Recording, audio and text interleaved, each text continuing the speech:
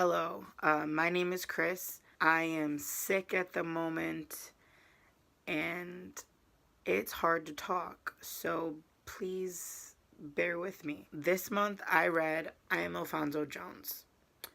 It is it was written by Tony Medina, illustrated by Stacy Robinson and John Jennings.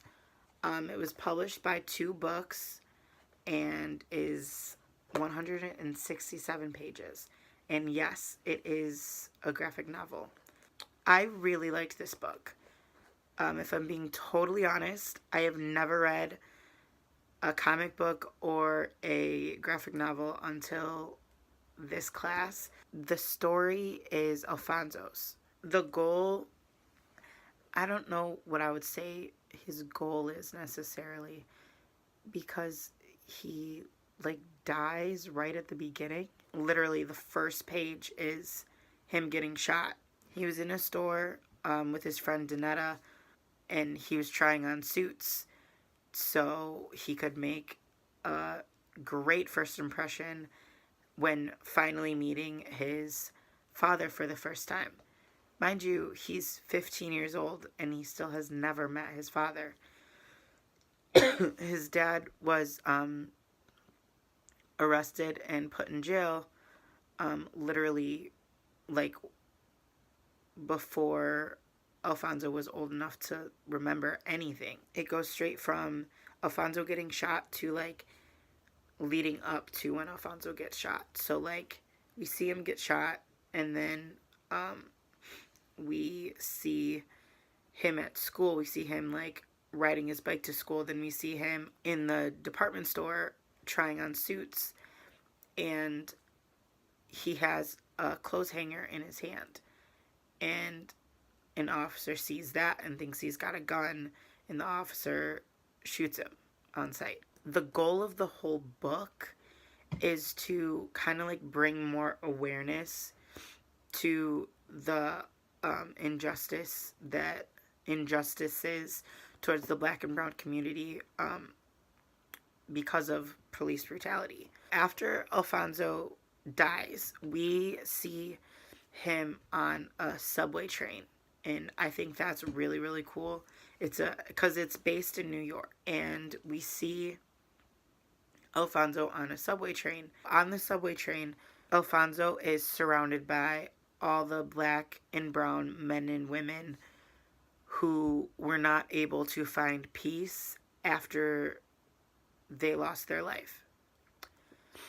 So all of them kind of take him under their wing, and they tell him their stories, which I thought was really cool because it kind of not only helped us, the readers, see more and understand more of what happens to the Black and brown men and women and kids and teens and all of that, because it used to happen.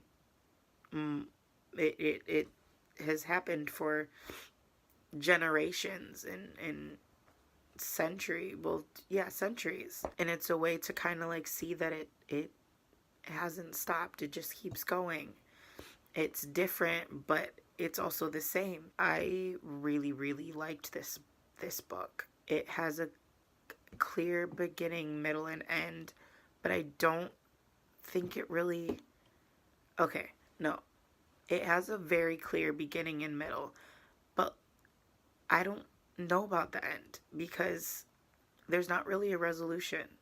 How can a character be okay with the fact that he died and be okay with the fact that he has to watch his mother hurting and he never got to meet his dad, or the fact that the girl that he was in love with, he never got to tell her how he felt? And in my personal opinion, I don't think there's a clear resolution. It doesn't make sense to me. For me, I understood it. It was the only thing that was confusing, the transitions confused me a few times because, like I said, the passengers on the train explained and showed, not just explained, but they showed Alfonso what happened to them, like how they got killed.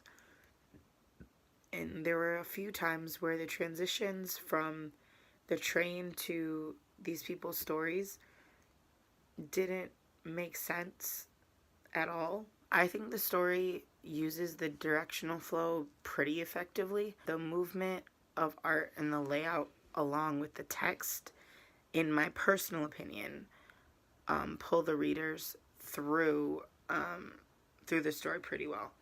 I, mind you, I've never read a, a graphic novel or a comic before. I didn't have any issue, really, like going through it. And I actually really, really, really liked it. I feel like this story definitely has arc because there's so much to it. And there's so many stories wrapped up in this one. There's stories of how we see, not only do we see Alfonso and his journey through the spirit, I want to call it the spirit world, spirit train, but we also see Alfonso's mom after he passed, and we see Alfonso's dad as he's getting out of jail, and we see the love of Alfonso's life, Donetta, as she's like processing everything, and she knew that he liked her. She was right there with him when he died as well. So we see them processing their pain, and we see Alfonso's grandfather, he's a reverend and he's an activist, and he takes this situation and he uses it. He uses it to fuel his fire, to push back even more. And there's a rally, and they have protests. Alfonso's mom wanted Donetta to speak at the protest, and she didn't want to because, I mean, she's 15, and she witnessed one of her very best friends get killed right in front of her eyes. I can't imagine witnessing that and then being asked to speak. Like, it'd be one thing if Donetta had, like, asked to speak. If it was her idea, I would understand it. But for someone else to, like, come up to you and ask you, like, hey, will you speak out against what happened? She's still trying to process. And she's only 15. It's hard to process at any age. But when you're a teenager and when you're really young, that's even harder. I think it's a good way to show all of the things that we go through. Especially for me, I am a black man, obviously, but I grew up in a white family.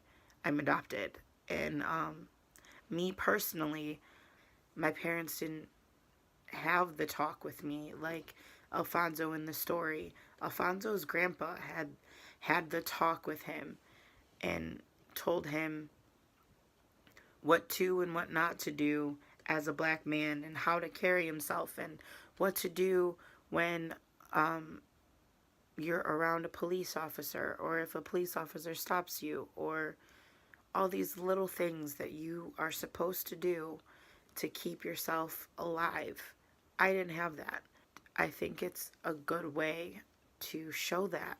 But I would definitely recommend this to my classmates, especially if you want to learn more about like the Black Lives Matter movement. It's just a good story. Like, at first I was very slow with it, but once I really got into it, I couldn't put it down.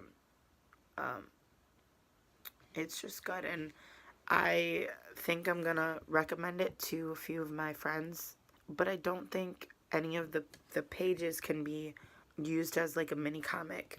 I think it needs to be all together. My fun fact is about Tony Medina, who is the author of I am Alfonso Jones. He has written many children's books about a black main character, which for me is something that I'm definitely going to look into because growing up, I didn't have any of those stories. My family didn't give me those options, so I didn't know that those were out there until I was like way older. I think it's important to have things like this for, especially these days. Like this particular story is very important with the political climate that we're in at the moment. Thank you for listening. Thank you for listening.